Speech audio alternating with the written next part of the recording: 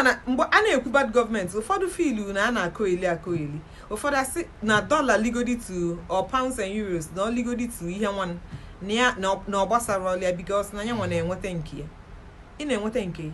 Now Nigerian government have now changed naira. If you're sending money to Nigeria, it's going to be in naira. Okay, so for people na edoba arụ na if I'm earning in dollars, so oga unless it's come VPN or ndozo we na agbala ego yi, because government is isi ife niile. Okay, in a nation, government be isi ife niile, and ọ na government ada eme ọfụma, ọ na government obodo ibini ya ada eme ọfụma, especially nke obodo a ga-anụ nwe ndị mmadụ nya ịma na asị na Bible na onwe oge eluzi ndị mmadụ elibe nwafa ọnụ kịta. Ka ihe ndị mmadụ na-eme kịta, ka ihe ndị mmadụ na-eme kịta, nenegodi vidiyo ka ịfụ n'Enugu ebe a ka somebody nwaanyị nwan kwadosie ka Mommy G.O. even if ị ga-asị na Mommy G.O. bụ ife a ịghọta, somebody si hey na nwaanyị a dịkwa ka ezigbo mmadụ, oku nwa ọfụ ka o jee kunye somebody na anali o gosi na ya na ndị nọọsụ na-alụkọ. Viewers and subscribers, welcome back to BVI Channel 1+.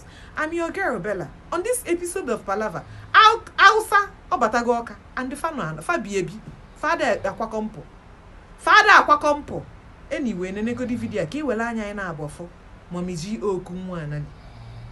Take a look. Okay guys, please help me share this video. This woman efo na kunwa ejidere ya na-akpa this morning ebe okunwa no na police station. People now suspect you na-emekọ, suspect gidi ọ na-emekọ. So the one ebe akwa na aja kede nyeni nwara mba, nyeni ya mmiri mba, nyeni ya milk mba. So people lose ya nso jubia ojo na emeso soko. So mgbe people gbakere ya, the person ọ na-akpọ land ya, the next thing the person funa nsogbu adugo the person turn ọwa ajụa the woman sị na ọ mụrụ nwa yesterday na Abakaliki na oke ana Bauchi call ọ na-akpọ ndị a na-asị na police ejidego ha. So ndị nke isi jide this woman, so the woman kpọzi ya nọọsụ kieria nwa, the nọọsụ na-agwa ndị a ha hapụ ya ka esetụlụ ha ka ha rapụ the woman ka the woman wa. So we na-ajụ ka this woman ga-esi mụọ nwa yesterday kuri ana na Bauchi. Ihe a nwa mmadụ ka people na-ekwu na onye akuru no nwa mmadụ ka o kuru ihe a ka na-ekwu na o kuru from Abakaliki. So police bịazịa nso jidezie this woman na asịsị ya kọwa onwe ya ọsụ na Bauchi ka ọ na-ana na ọ mụrụ nwa yesterday na placenta ka dị na Abakaliki na ọ bụ na enibe the placenta ka ejebuja Abakaliki abụọ the placenta na ihe nwa ọmụ that she cannot lie, that lying will take her to hellfire. Mana ihe nwa onye ọzọ ka iku ihe at your age ịmụ nwa ikwesịgo dị nọ na hospital, especially nwa ịmụ yesterday. Yesterday, Kuriana Abakaliki, Kuriana Bauchi this morning. And ladies and gentlemen, and that is how my day went. Okay, guys, please help me share this video. This woman, efo na kunwa, ejidere ya na-akpa this morning, ebe okunwa, no na police station. Okwifugo, nya, nke Onitsha bụ na the woman kwadosi blue shades like recommended glasses. Ki we feel no a nurse, a real nurse. Onye nka. Imiyomeze kwado ka Mommy G.O. And onye na-anya ya asị, anyway, this woman is not guilty of anything. But look at, say na okay, onye mụ nwa ọfụ, onye ọ dị ka onye mụ nwa ọfụ, ọ dị fụ ka onye mụ nwa ọfụ. Onye dị oyi agadi ekwe nka, ọ dị ka onye mụ nwa ọfụ. Plus ịma na business n'obodo a, akwa ime ihe ọbụla kịta bụ business, a na-ele ma mmadụ n'obodo a kịta. Ndị mmadụ need to be very very careful. Away for the woman, okay, no, na corner the background. I feel able to one ebe akwa say madam nya no wiku ala. Give breastfeed the child. Breastfeed the infant baby. Okunu nwa gairu nwa mmadu. O nwike obu no nya na ndị nurse na alụkọ iwota.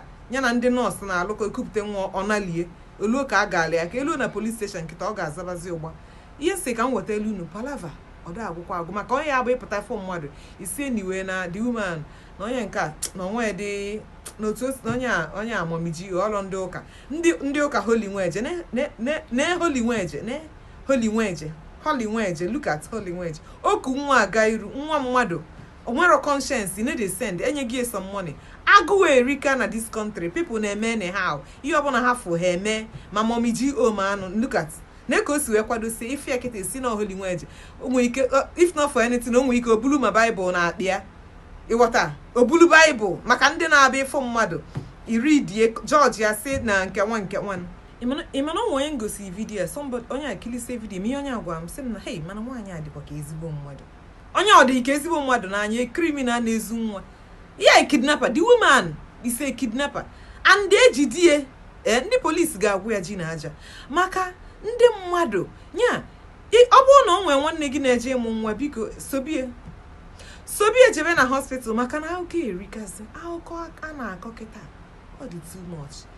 That's otu a ka ọra m n'ọnụ ka ọ dị emesịa palava ọ dị agwụkwọ agwụ. If you're my regular subscriber, thank you for watching. If you have not subscribed, please subscribe and turn on your notification bell to know whenever I post, because palava, they finish. God.